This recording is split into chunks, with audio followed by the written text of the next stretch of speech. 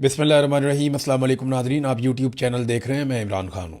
इमरान खान साहब की फ़ैमिली आज फिर मुलाकात करने के लिए अडयाला जेल पहुंची और आज फिर मुलाकात नहीं करवाई गई। वो जो एक ड्रामा था कि एक बहन की हम मुलाकात करवा देंगे, वो भी आज एक्सपोज हो गया। अलीमा खानम ने उसके ऊपर कुछ स्टेटमेंट भी दिए और इस्लामाबाद हाई कोर्ट में एक डेवलपमेंट हुई इमरान खान साहब की कैद तन्हाई के हवाले से।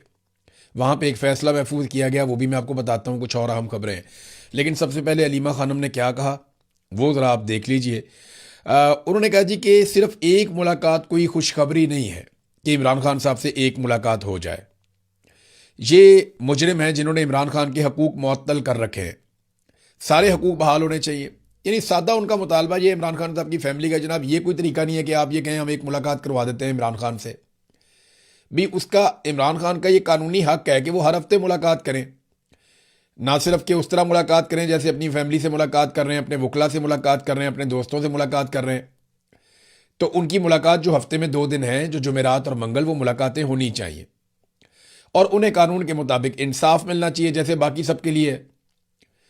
यानी अगर आप याद करें कि नवाज शरीफ साहब की जेल में जब मुलाकातें होती थी, या आसिफ अली जरदारी तो जेल के साथ एक कोठी है वहां हुआ करते थे और बड़ी मौजें थी, बड़ी खिदमत थी उनकी। आसिफ अली जरदारी साहब को तो मुलाकातों के लिए कभी तकलीफ हुई नहीं थी, वो बल्कि चले भी जाते थे, आ भी जाते थे। इस तरह की खबरें बहुत पाकिस्तान के मीडिया में बहुत पहले छप चुकी हैं। तो जरदारी साहब की जेल तो ना होने के बराबर थी। हाँ, नवाज शरीफ साहब को जेल में रखा गया था जब इमरान खान साहब इलेक्शन जीते, उससे पहले मियाँ साहब वापस आए और इलेक्शन लड़ने के लिए उन्होंने गिरफ्तारी दी ताकि वोट उन्हें पड़े। तो वोट उन्हें फिर भी नहीं पड़े, लेकिन मियाँ साहब बाद में डील करके पाकिस्तान से निकल गए। मिलिट्री एस्टेब्लिशमेंट से उन्होंने डील की, बीमारी का बहाना बनाया और पाकिस्तान से बाहर चले गए। लेकिन जितना अरसा मियाँ साहब जेल में रहे, आपको पता है कि फी दिन मियाँ साहब की कितनी मुलाकातें थी? 22 मुलाकातें फी दिन।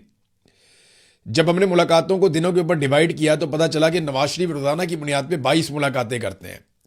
एक एक दिन में मियाँ साहब 100 लोगों से भी मिले। यानी सहाफ़ी जब मियाँ साहब को मिलने के लिए जाते थे तो 15-15 कॉलम निगार और सहाफ़ी अंदर जाते थे। एक बड़ी कुर्सी लगती थी सोफ़ा नमा, जिसपे मियाँ नवाज शरीफ साहब बैठते थे। एक लंबी ऐसे कतार लगती थी दाएं तरफ, एक कतार लगती थी बाएं तरफ, और दोनों कतारों पे पाकिस्तान के जय्यद सहाफ़ी बिठाए जाते थे। फिर मियाँ साहब उनके साथ बड़ा लंबा एक सेशन करते थे बातचीत का, और ये एक मरतबा नहीं, कई मरतबा हुआ। इसी तरह मियाँ साहब की फैमिली मियाँ साहब के साथ ही मौजूद रहती थी। मियाँ साहब के अपने ज़ाती मुलाजमीन वो सबसे पहले सुबह अंदर चले जाते थे और वो मियाँ साहब के साथ साथ खिदमत गुजारों की तरह मौजूद रहते थे हर जगह पे। ये थी मियाँ नवाज शरीफ साहब की जेल। इमरान खान साहब की जेल जो है वो वैसी नहीं हो सकती, तो कम से कम जो कानूनी तौर पर उनको सहूलियत हासिल है वो उन्हें मिलनी चाहिए। अब यही बात उनकी फैमिली कर रही है कि ये क्या बात हुई कि आप एक बहन की एक मुलाकात करवा देंगे, वो बहन बाहर आएगी, वो कहेगी मेरे भाई की ये सूरत हाल है, बाद में बहाना बनाएगी जी इस बहन ने बाहर आके इमरान खान की सूरत हाल बताई, लिहाजा अब हम मुलाकातें ही बंद कर रहे हैं। तो नौरीन न्याजी उन्होंने कहा जी आई हुई है, मुलाकात के लिए इंतजार कर रही हैं। बल्कि वहां पर जो पुलिस मौजूद थी उनको बताया भी कि ठीक है जी जाएं मुलाकात करवाएं नौरीन न्याजी की, जैसा कि वादा किया गया था। तो फिर मुलाकात नहीं करवाई गई। अच्छा, इसमें जो है ना वो अलीमा खानम ने कहा कि मुलाकात के हवाले से कन्फ्यूजन पैदा हुई। 19 मई को जब हमारे साथ मेंबरान पार्लियामेंट के काफिले को 26 नंबर पर रोका गया तो वहां मोहसिन नकवी बार बार राब्ता कर रहा था कि आज आप ये खत्म कर दें, हम मुलाकात करवा देंगे। इसके जवाब में मेरा मौक़िफ़ ये था कि ये मुलाकात नहीं करवाएंगे, ये झूठ बोल रहे हैं। फिर कहा गया नौरीन न्याजी जेल सुपरिटेंडेंट को दरखास्त दें तो मुलाकात हो जाएगी। उन्होंने कहा हमारे पास तो अदालत का ऑर्डर है, दरखास्त की क्या जरूरत है, आप हमारी मुलाकात करवाएं। तो मोहसिन नकवी कह रहे थे, और फिर उन्होंने ये भी कहा कि मैं 2 हफ्ते तक के लिए मुअख्खर भी कर सकता हूं केस और ये और वो। वैसे मोहसिन नकवी करने को कुछ भी कर सकते हैं, आसिम मुनीर साहब के साथ अजीजदारी है, ताल्लुक बेहतरीन है, तो मोहसिन नकवी तो कुछ भी कर सकता है। पाकिस्तान के स्याह और सफेद का मालिक है, और यही पाकिस्तान की किस्मत है आज तक कि मिलिट्री एस्टेब्लिशमेंट का सिक्का चलता है और उनके आसपास जो लोग हैं वो दिनों में कहां से कहां पहुंच जाते हैं। वरना मोहसिन नकवी के लेवल के, बल्कि इससे बहुत बेहतर लेवल के आदमी पाकिस्तान में पूछता ही कोई नहीं है। लेकिन यहां क्योंकि रिश्तेदारी है आर्मी चीफ के साथ, ताल्लुकदारी है आर्मी चीफ के साथ, और एक लंबा रिलेशन है, तो उसकी बुनियाद के ऊपर आप देखें ना, चेयरमैन पीसीबी बन गया, निगरान वजीर आला बन गया, 1 साल वो भी रहा, फिर वजीर दाखिला भी बन गया, अब डिफेक्टो वजीर खारजा भी बना हुआ है। तो सारा कुछ मोहसिन नकवी को दिया आसिम मुनीर साहब ने। लेकिन बदले में मोहसिन नकवी ने क्या दिया वो पता चलेगा, वक्त बताएगा कि तारीख के अंदर किसको क्या लिखा जाता है। फिर वो कहते हैं जी हमें यह बताया गया है कि इनका इरादा है कि एक बहन की मुलाकात करवाएं और जब वो बाहर आकर इमरान खान का कोई पैगाम दे तो 6 महीनों के लिए इमरान खान को फिर कैद तन्हाई में डाल दें और ये कहें जी हमने तो मुलाकात करवा दी थी। जनाब, इमरान खान साहब को उनके आईनी और कानूनी हकूक मिलने चाहिए और जिद्दोजहद इस बात के लिए होनी चाहिए, उनको डॉक्टरों तक रसाई होनी चाहिए, उनके अपने डॉक्टर जाएं, जाके इमरान खान को चेक करें और बाकायदा उनका ठीक तरीके से इलाज करवाया जाए। वो साबिक वज़ीर आज़म है पाकिस्तान के। तो ये तो नादरीन इमरान खान साहब की मुलाकात का मामला है। अब जरा आप देखिए कि अदालत में क्या हुआ। सलमान सफदर साहब ये जो केस है अदालत के अंदर चल रहा है उसमें दोबारा पेश हुए कि जी कैद तन्हाई में आपने क्यों रखा हुआ है बुशरा बीबी को भी और इमरान खान को भी। तो उन्होंने जो स्टेटमेंट दिया अदालत में वो बड़ा इंपॉर्टेंट है। सलमान सफदर ने अदालत को बताया कि इमरान खान साबिक वज़ीर आज़म है, 74 साल के हैं, उनकी टांग में गोली लगी है और एक आंख की नज़र ज़ाया हो चुकी है। जेल में कैद तन्हाई में रखा गया है, कोई ट्रायल कोई मुलाकात नहीं हो रही, टीवी नहीं है, कोई इंसानी राब्ता नहीं है। इमरान खान ने मुझे खुद बताया कि उन्हें 22 घंटे और बुशरा बीबी को 24 घंटे कैद तन्हाई में रखा जाता है। 7 महीने से जायद कैद तन्हाई एक बड़ी खौफनाक बात है। दिसंबर 2025 को आखिरी मीटिंग हुई थी इमरान खान से। दोनों बीमार हैं, कई बार जेल से बाहर अस्पताल ले जाया जा चुका है, दोनों की आंखों की सर्जरी हो चुकी है। सिर्फ एक बार तसव्वुर करें कि जिस शख्स की आंख की सर्जरी हुई हो और उसे मुसलसल कैद तन्हाई में रखा जा रहा हो तो वो दीवार में जाकर टकरे ही मारेगा। हमें सर्जरीज का कोई एक मेडिकल डॉक्यूमेंट भी नहीं दिया गया। अदालत आईजी जेल खाना जात को तलब करे, ये सुपरिटेंडेंट ऑफ जेल के बस की बात नहीं है। अदालत मेडिकल का मुकम्मल रिकॉर्ड भी तलब करे। ये जो है ना जेलर शेलर, सुपरिटेंडेंट ऑफ जेल, ये आईजी जेल खाना जात, ये सारे जेलों में ही जाएंगे।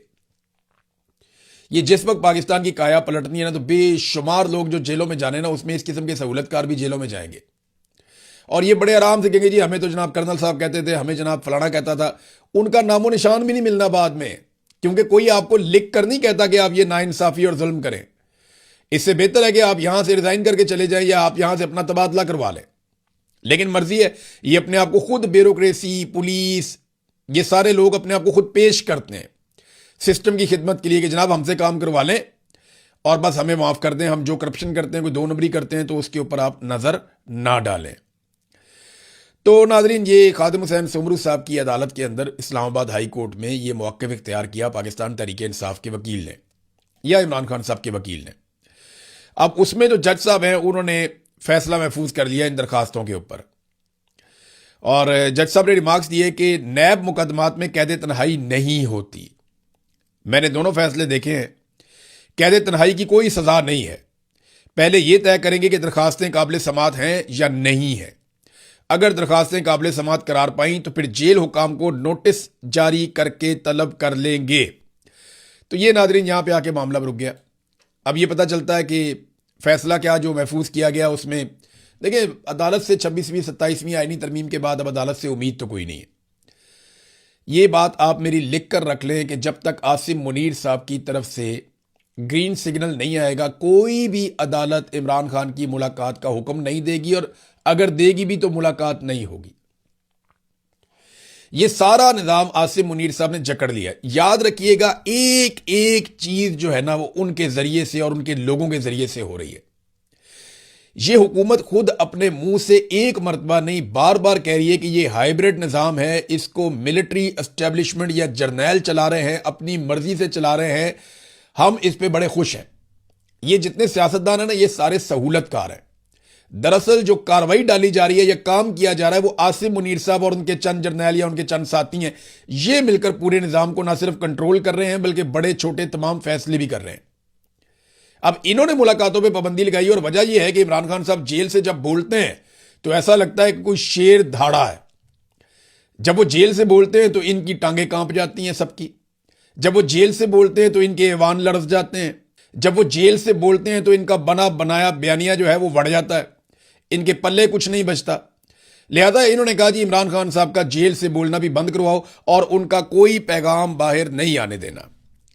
अच्छा, ये सारा कुछ इसलिए भी किया जा रहा है कि इमरान खान को कमजोर किया जाए और ज़हनी तौर पे इस बात पे कायल कर लिया जाए कि जनाब आप अब बस कर दें और आप हमारे साथ डील कर लें। तो बहुत सारी ऑफर्स हुई हैं। इमरान खान रास्ता तो निकालेगा, मिलिट्री एस्टेब्लिशमेंट के साथ बैठ के रास्ता तो निकालेगा। बहुत सारे लोग कहते हैं उन्हीं से क्यों बात करना चाहते हो, भाई उन्होंने ही गंद मारा है, उनसे ही बात करनी है। या तो किसी को लगता है कि शहबाज शरीफ इतना ताकतवर है, नवाज शरीफ इतना ताकतवर है, जरदारी इतना ताकतवर है, ये सारे खड़े हो सकते हैं, डट सकते हैं फौज के खिलाफ और इमरान खान के साथ बैठ के मुस्तकबिल का लायामल तय कर सकते हैं, तो फिर तो कर लें। तो जब मिलिट्री एस्टेब्लिशमेंट ने ही सबको दीवार के साथ लगाया हुआ, तो उन्हीं के साथ बात करके उनको क्यों ना निकाला जाए बीच में से कि यार बहुत हो गया कौम के साथ मजाक, अब बस कर दो। तो मैंने आपसे कहा था 3 फैक्टर्स हैं। नंबर 1 मुआशी दबाव, नंबर 2 बैरूनी दबाव, नंबर 3 अवामी दबाव। मुआशी दबाव से ये निकल नहीं पा रहे और बाकी दोनों दबाव अभी तक नहीं बन पाए। पाकिस्तान तहरीक इंसाफ कोई तहरीक चलाती हुई तो दिखाई दे नहीं रही। जिन लोगों ने तहरीक चलानी थी वो जेलों में हैं। यास्मीन राशिद साहिबा के हवाले से उल्टपटांग किस्म की खबरें आई। कुछ लोगों ने खबर छाप दी कि खुदा न खास्ता उन्हें कुछ हो गया जेल के अंदर। ऐसा नहीं है, ये खबर झूठी है। वो बहुत बहादुर खातून है, उन्होंने बहुत मुकाबला किया है और मुस्कुराते हुए मुकाबला किया है। 2 मरतबा उन्होंने कैंसर को शिकस्त दी है और जितनी बड़ी बीमारी से वो गुजरी हैं, इसके बावजूद जिस तरह वो कभी बैठी नहीं, वो चलती रहती हैं, हमेशा वॉक करती रहती हैं, अपने आप को एक्टिव रखती हैं। लेकिन अब मेरे पास ये इतला है कि वो काफ़ी अजियत में है, बहुत तकलीफ में है और अब उन्हें चलने फिरने में भी दिक्कत होती है। वो ज़्यादा देर तक नहीं चल सकती जैसे पहले वो वॉक करती थी। अब वो थोड़ा सा चलती है, फिर उन्हें बैठना पड़ता है, लेकिन वो बज़िद है कि वो अपने पैरों पर ही चलती रहेंगी। तो बड़ा जुल्म किया यास्मीन राशिद साहिबा के साथ। लोड शेडिंग के बाद उनके जेल का सेल एक तारीख घुटनज़दा कब्र का मंजर पेश करता है। ये आयशा अली भुट्टा साहिबा ने लिखा। लाहौर में अजियतनाक लोड शेडिंग हो रही है और डॉक्टर यास्मीन राशिद की तबीयत खराब है, लेकिन वो नाकाबिले यकीन हद तक मजबूत आसाब की मालिक है। झूठा प्रोपेगेंडा उनके बारे में किया जाता है, लेकिन सच्ची बात यह है कि वो बहुत बहादुर खातून है। उनसे एनर्जी मिलती है सबको, चाहे आपका पाकिस्तान तहरीक इंसाफ से ताल्लुक है या नहीं है। अगर आप यास्मीन राशिद को देखते हैं तो आपको एनर्जी मिलती है, आपको ताकत मिलती है, आपको हौसला मिलता है कि अगर ये खातून इस उम्र में इन बीमारियों के साथ मिलिट्री एस्टेब्लिशमेंट के जुल्म और जबर के सामने डट कर खड़ी हो सकती है ना, तो फिर ईमान मजारी भी मार खा लेगी और मारंग बलोच भी मार खा लेगी। यास्मीन राशिद ने साबित कर दिया कि वो कितनी ताकतवर है। मेरी उनसे टेलीफोन पे एक दफा बात हुई, वो पेशी पे आई हुई थी, मैं जेल में था।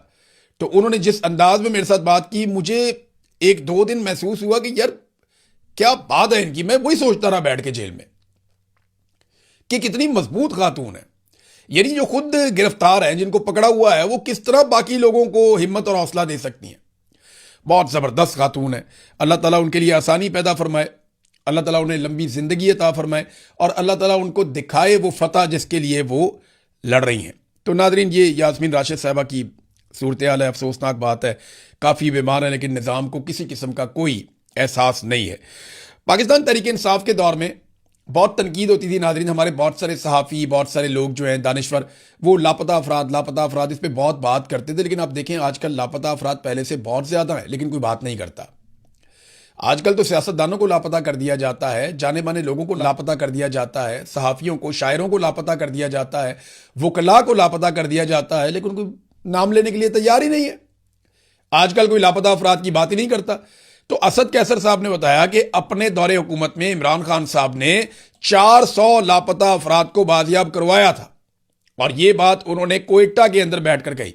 अब बताए ना, इमरान खान साहब का जो दौरे हुकूमत है वो शहबाज शरीफ से तो बहुत छोटा है।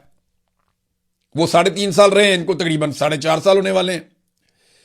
तो शहबाज शरीफ ने अपने दौरे हुकूमत में किसको बाजियाब करवाया? किसी को भी बाजियाब नहीं करवाया। जबकि इमरान खान साहब के दौरे हुकूमत में 400 लापता अफराद को बाजियाब करवाया गया। ये असद कैसर साहब ने और जुनैद अकबर साहब ने बैठकर इसके ऊपर स्टेटमेंट दिया और ये इंकशाफ किया है। लेकिन उस वक्त सब रोला डालते थे। आज पता है पाकिस्तान में जमहूरियत की सूरत हाल क्या है, आज़ादी की सूरत हाल क्या है? 2 लोग होटल पे बैठे हुए थे रहीम खान में, रहीम खान पंजाब, मरियम नवाज जहां टिकटॉकर हुकूमत कर रही है, जाली हुकूमत। तो रहीम खान में 2 लोग बैठे हुए थे होटल पे, वो हुकूमत की बुराइयां कर रहे थे। पुलिस लेगी, उठा के ले जाके पर्चा डाल दिया उनके ऊपर कि जनाब ये जो 2 लोग हैं ये सरकार के खिलाफ गुफ्तगू कर रहे हैं, हुकूमती लोगों के खिलाफ गुफ्तगू कर रहे हैं और जो गुफ्तगू कर रहे हैं वो नाजेबा गुफ्तगू है, लिहाजा जनाब बंदा उठाया, गिरफ्तार कर लिया। कि अवामुन्नास जो है वो काफ़ी गमो गुस्से में है। अवामुन्नास जितनी गमो गुस्से में तुम लोग सोच भी नहीं सकते। ज़रा अवाम को आप इजाज़त दें कि आपके ऊपर कोई मुकदमा नहीं होगा और फिर उनके सामने माइक करें तो वो बताएंगे कि उन्हें असल में गमो गुस्सा किसके ऊपर है और किस नौइयत के वो अलकाबात से नवाजते हैं, वो भी आप देख लीजिएगा। बहरहाल पुलिस ने बंदा पकड़ा, मुकदमा दर्ज कर लिया और यही आज की सबसे बड़ी हकीकत है कि मार्शल लॉ प्लस पाकिस्तान में लगा हुआ है। मार्शल लॉ भी नहीं है, मार्शल लॉ प्लस है। और मिलिट्री एस्टेब्लिशमेंट जिनका काम पाकिस्तान की हिफाजत करना है वो किन कामों पे लगे हुए हैं। देखिए, इंडिया ने पानी बंद किया हुआ, किसी ने कुछ किया? पहले एक स्टेटमेंट मुसद्दक मलिक से दिलवाया गया, अब एक स्टेटमेंट बिलावल से और एक स्टेटमेंट इंफॉर्मेशन मिनिस्टर से दिलवा दिया गया। वजह क्या है? ताकि जो DGISPR का स्टेटमेंट है ना, तुम हमारा पानी बंद कर दोगे, हम तुम्हारी सांस बंद कर देंगे, वो वाला जो स्टेटमेंट है ना, उसको टोन डाउन करना है। तो उसके मुकाबले में बिलावल का स्टेटमेंट आ रहा है, मुसद्दिक का स्टेटमेंट आ रहा है, तारड़ का स्टेटमेंट आ रहा है, ताकि वो जो DGISPR को बार बार लोग याद दिलाते हैं ना, याद दिलाना चाहिए। जरा ये देखें, आप दोबारा सुने, आपके DGISPR ने क्या कहा था, जब इंडिया पाकिस्तान का पानी बंद करेगा तो वो क्या करेंगे, सुने। हिंदुस्तान का मोदी कहता है कि हम तुम्हारा पानी बंद कर देंगे, तुम हमारा पानी बंद कर दोगे, हम तुम्हारा सांस बंद कर देंगे। तो नाज़रीन, आपने सुना, तुम हमारा पानी बंद कर दोगे, हम तुम्हारा सांस बंद कर देंगे। तो कर दो बंद भाई। उन्होंने पानी बंद कर दिया है। राणा सनाउल्लाह ने भी गवाही दे दी है, बिलावल ने भी गवाही दे दी है, मुसद्दिक ने भी गवाही दे दी है, तारड़ ने भी गवाही दे दी है। इंडिया से पानी खुलवाएं, आपके बड़े ताल्लुकात है दुनिया में। आप बोर्ड ऑफ पीस में बैठ गए, ट्रंप के कहने के ऊपर जाके नेतन्याहू के साथ आपने ज्वाइनिंग दे दी, आप उसके साथ जाकर बैठ गए। आपने अमन के नोबेल इनाम के लिए डोनाल्ड ट्रंप जैसे बंदे को आपने नामजद कर दिया, जिसने मेनाब में 168 बच्चियों का कत्लेआम किया। आपने ट्रंप के बयान के बाद अफगानिस्तान के ऊपर हमले कर दिए। आपने अमेरिका की हर सतह पे सहूलतकारी की। अब इतने ताल्लुकात बनाए तो थोड़े से पाकिस्तान के लिए भी इस्तेमाल कर दें कि अपनी हुकूमत बनाने के लिए आपने इस्तेमाल करने और बचाने के लिए इस्तेमाल करने हैं, या सारे ताल्लुकात इमरान खान से बचने के लिए आपने इस्तेमाल करने हो, पाकिस्तान को बचाने के लिए, पाकिस्तान का पानी बचाने के लिए भी थोड़ा सा ताल्लुक इस्तेमाल कर लें। जो आपने बनाए हैं डोनाल्ड ट्रंप के साथ, बोले उनको इंडिया से पानी खुलवा कर दें, बातचीत करें इंडिया के साथ बैठ के। मैं जंग करने की तो बात ही नहीं कर रहा, वो तो सूट ही नहीं करती, ना इंडिया को सूट करती है ना पाकिस्तान को सूट करती है। मैं हमेशा से जंग का मुखालिफ हूं। मैं कभी नहीं चाहता कि पाकिस्तान और इंडिया की जंग हो, हमेशा से मैं इसका मुखालिफ हूं। मैं चाहता हूं दोनों मुल्कों के अवाम करीब बैठ के बातचीत करें। और ये जो फौज के ऊपर अरबों खरबों रुपया खर्च कर रहे हैं, एक पागलपन का शिकार है, हथियार पे हथियार, हथियार पे हथियार, वो भी बनाते जा रहे हैं, हम भी बनाते जा रहे हैं। इन खर्चों को कम करके अवाम की फलाह बहबूद के ऊपर लगाएं। देखें यूरोप कहां से कहां चला गया, अमेरिका, बरतानिया, दुनिया कहां से कहां जा रही है। उन्होंने अपनी इकोनॉमीज खड़ी की हैं। हम जनाब अपने सिर्फ एक एक इदारे को खड़ा कर रहे हैं जनाब, पैसा वहां खर्च करते जाओ करते जाओ करते जाओ। तो दिफा बहुत जरूरी है, लेकिन बाकी चीजें भी जरूरी हैं। तो इंडिया के साथ बातचीत करें, जंग के बजाय अमन के साथ बैठे, टेबल के ऊपर लॉजिकली बात करें, उन्हें कायल करें, उनके ऊपर दबाव आप बढ़ा सकते हैं, उनके ऊपर दुनिया भर से आप उनके ऊपर दबाव बढ़ा सकते हैं। लेकिन यहां आवाज उठाने को तैयारी कोई नहीं है, बात करने को तैयारी कोई नहीं है। सारा इन्फ्लुएंस इस्तेमाल करना है जनाब। इमरान खान को जेल में कब तक रखा जा सकता है? इंडिया ने पाकिस्तान का पानी रोक लिया, उसके ऊपर कोई कुछ करता ही नहीं है, कर ही नहीं रहा। नाजरीन, जो बजट बनाया ना जिन लोगों ने, अब ये बजट का क्योंकि महीना था तो जाते जाते आपको खबर दे दें, आज 30 तारीख है, आखिरी तारीख इस महीने की। तो जिन लोगों ने बजट बनाया था ना, उन्हें 6-6 तनख्वाहें दे दी गई वफाकी हुकूमत की जानिब से। और पंजाब में भी जिन महकमों ने बजट बनाया, महकमा कानून, पंजाब असम्बली का महकमा, बजट साजी के अंदर जो जो शामिल है, मुतल्लिका महकमे, अब 90 इशारा कायदे आज़म जब मरीम नवाज का दफ्तर है, इन सारों के लिए भी 4 माह की आज़ादी तनख्वाह का ऐलान कर दिया गया। क्यों? ये लोग पहले बगैर तनख्वाह के काम कर रहे थे, या इन्होंने बजट बनाने के दौरान कोई ऐसा काम किया जो इनको नहीं करना था? भाई ये तनख्वाह लेते हैं, अपना काम करते। मैं देखें, ये गरीब मुलाजमीन है, मैं नहीं चाहता कि मैं इनके बारे में कोई ऐसी बात करूं, लेकिन आप समझे जो बाकी हैं उनका क्या कसूर है? भाई ये जो काम कर रहे थे उसकी तनख्वाह ले रहे थे ना, इन्होंने तनख्वाह ली, अपना काम किया। अगर बहुत अच्छा काम किया, आप इनको बोनस दे सकते हैं, आधा एक बोनस दे सकते हैं, फिर आप पूरे सूबे को दें ना, पूरे मुल्क के सरकारी मुलाजमीन को आप दें, ताकि सरकारी मुलाजमीन जो है उनके साथ एक जैसा सलूक हो। बाकी महकमों में भी लोग काम कर रहे हैं, पुलिस में भी काम कर रहे हैं, डाकखाने में भी काम कर रहे हैं, अस्पतालों में भी काम कर रहे हैं, सफाई सुथराई का भी काम कर रहे हैं, हाउसिंग में भी काम कर रहे हैं, जंगलात में भी काम कर रहे हैं, वाइल्ड लाइफ में भी काम कर रहे हैं। तो बेशुमार महकमों के अंदर बेशुमार लोग काम कर रहे हैं। तो आप सिर्फ जनाब इनको 6-6 तनख्वाहें आप इजाफी क्यों दे रहे हैं? क्या कोई चोरी का सामान जाए जिसको आपने इधर से उधर करवाया इनसे? कोई 2 नंबरी करवाई है आपने इनसे? ये तो बादशाहत वाला एटीट्यूड है और ये सूट नहीं करता। यानी ये तनख्वाह लेकर एक आदमी काम करे, इनकी तनख्वाहें जो है 6-6 तनख्वाहें हम इनको ज्यादा दे रहे हैं। क्यों दे रहे हैं? मैं इसकी मुखालफत इसलिए भी नहीं कर सकता ज्यादा कि गरीब मुलाजमीन है बेचारे, लेकिन मेरा यह मानना है कि बाकियों का क्या कसूर है? भाई अगर आप बहुत ही राजी हो गए, आपको लगता है इन्होंने बहुत अच्छा काम किया है, तो आप सबको एक बोनस देते हैं या सबको कुछ ना कुछ आप दें। लेकिन आप एक जगह पे 6 माह की तनख्वाहें दें और बाकी लोग जो हैं वो सिर्फ वो खबर पढ़ें बैठ के। तो ये नामुनासिब है। नादरीन, दोहा कतर के अंदर डोनाल्ड ट्रंप के दामाद और उनके खसूसी नुमाइंदे विटकोफ यानी विटकोफ पहुंच गए हैं और जैरेड कुशनर डोनाल्ड ट्रंप के दामाद वो पहुंच गए हैं। ईरान से कोई टेक्निकल वफद जाएगा मुलाकात करने के लिए, लेकिन अभी तक कुछ चीज़ें तय नहीं हुई। जैसे ही मामला आगे बढ़ता है तो मैं आपके साथ शेयर करता हूं। अब तक के लिए इतने, अपना ख्याल रखिएगा, अपने इस चैनल का भी। अल्लाह हाफिज़।